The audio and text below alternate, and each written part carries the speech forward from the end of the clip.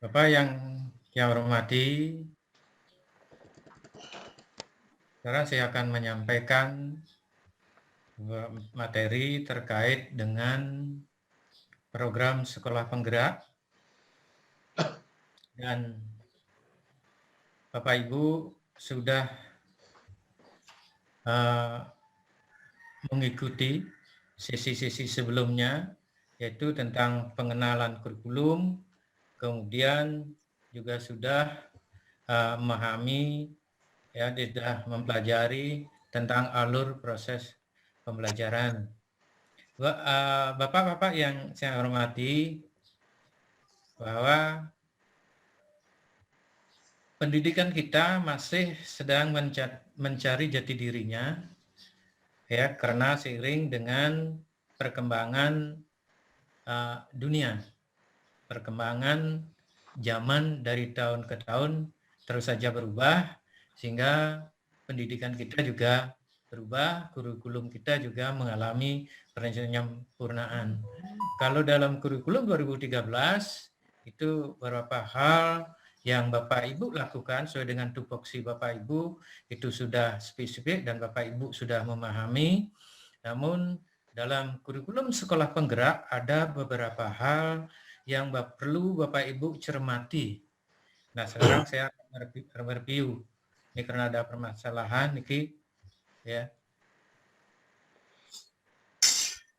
Yang perlu Bapak pahami dalam model kurikulum sekolah penggerak, yaitu yang pertama itu adalah Bapak Ibu memahami pengembangan modul ajar.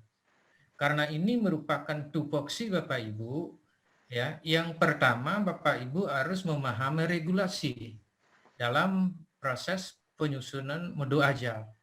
Kalau di kurikulum 2013, ya, regulasi untuk menyusun RPP yaitu Permendikbud nomor 22 tahun 2016. Sedangkan untuk modul ajar dalam sekolah penggerak regulasinya masih belum diterbitkan, dan ini baru yang dimukakan itu adalah rencana. Namun sekolah sudah ditetapkan yaitu sebagai sekolah penggerak. Mau tidak mau Bapak Ibu, ya, yang ada di sekolah penggerak ini harus memahami apa itu modul ajar, bagaimana strateginya, dan bagaimana teknis penyusunannya.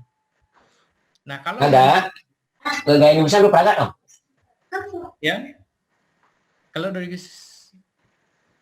tekniknya, ya, kalau dari segi teknik saya kira tidak jauh berbeda. Tidak jauh berbeda Bapak Ibu, hanya berbeda dengan beberapa istilah-istilah yang perlu Bapak Ibu cermati sesuai dengan perkembangan zaman. Nah, tadi Bapak Ibu sudah diberikan oleh narasumber yaitu tentang bagaimana penyusunan, ya, alur pembelajaran. Yang perlu Bapak Ibu pahami, ya, kata kuncinya di sini dalam menyusun alur pembelajaran, yang pertama itu adalah capaian pembelajaran. Ya, saya mau review dulu capaian pembelajaran. Nah, capaian pembelajaran ini, ya, nanti akan disiapkan oleh pemerintah. Ini satu capaian pembelajaran ini akan berlaku dalam satu fase istilah dalam kurikulum penggerak, sedangkan kalau K13 itu berlaku pada satu tingkat kelas. Kalau kelas 10, kalau kurikulum penggerak itu istilahnya fase kelas 10 itu ada dalam satu tingkat kelas 10. Nah, kemudian setelah Bapak Ibu memahami capaian pembelajaran, Bapak Ibu harus memahami alurnya yang sudah dibahas yang tadi. Saya hanya mereview kembali alur pembelajaran itu. Dari capaian pembelajaran itu kita tuangkan ke dalam alur. Dari alur itu akan menjadi tujuan, disusun menjadi tujuan pembelajaran. Nah, kalau di K13 tujuan pembelajarannya itu menggunakan kata-kata operasional yang menyangkut pengetahuan, keterampilan, sikap.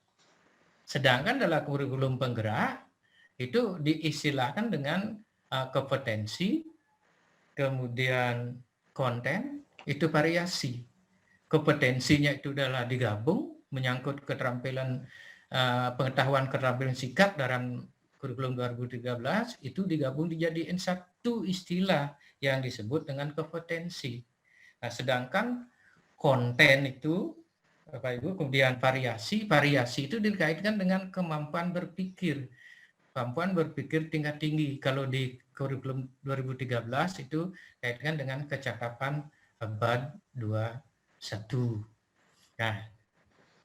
Nah itu review Bapak Ibu dalam gambaran menyusun alur pembelajaran. Nah lalu bagaimana caranya menyusun modul? Tadi udah beberapa juga sudah digambarkan dari narasumber yang lain. Nah pada prinsipnya modul ajar itu hampir sama, hampir mirip dengan menyusun RPP. Hanya saja ditambahkan beberapa komponen, ya seperti tematik dan lain sebagainya. Tematik, kemudian materi-materi yang akan dibahas di dalam proses pembelajaran itu dituangkan di situ menjadi satu. Sedangkan kalau di K13 kan tidak dituangkan di situ sumber pembelajarannya, materi mau disampaikan, ya disampaikan, sehingga di dalam K13 itu ada istilahnya ya kurikulum RPP 1 lembar. Tapi kalau kita balik ya berkaca dari kurikulum 2006, jadi RPP itu lengkap sekali, disulis secara spesifik. Ya, materinya ada, kemudian evaluasinya ada, kemudian tugas-tugas terstruktur dan tidak strukturnya juga ada. Nah, sekarang rasanya kembali seperti itu. Nah, seperti itu Bapak Ibu. Nah, setelah Bapak Ibu mempelajari hal itu, nah sekarang kita review sedikit tentang contoh membuat alur pembelajaran. Mungkin Bapak Ibu sudah membuat di rumah, ya, dan di rumah. Nah, sekarang tolong disampaikan satu saja contohnya. Contoh bagaimana membuat tujuan pembelajaran dari capaian pembelajaran. Nah, salah satunya misalnya tadi bahkan atau kemarin itu sudah diberikan contoh. Nah, cobalah dari membuat satu tujuan pembelajaran dari capaian yang Bapak Ibu miliki. Tentu ini dibuat berdasarkan mapel yang Bapak Ibu ampu. Barangkali ada yang mau menyampaikan, silakan. Ada, silakan. Ya, kalau tidak ada, ya mudah-mudahan Bapak Ibu sudah mampu membuatnya dan memprakteknya.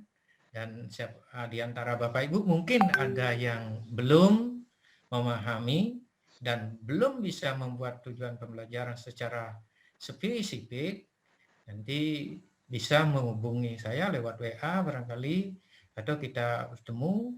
Besok kita akan melanjutkan hal ini dengan latihan-latihan, ya latihan menyusun modul pembelajaran. Nanti kita akan diskusi lagi apa yang Bapak Ibu buat nanti, itulah yang akan dilaksanakan mulai tahun ajaran baru yang akan datang. Nah, mengenai profil Pancasila Bapak Ibu, saya mohon ini ya, profil Pancasila itu tolong dihafalkan betul, ya, dihafalkan betul, dipahami betul agar Bapak Ibu dapat mengimplementasikan profil pelajaran Pancasila itu ke dalam tujuan pembelajaran. Nah, mengenai ini saya kasih tugas Bapak Ibu ya, karena besok kita akan bertemu lagi dalam penyusunan tujuan pembelajaran.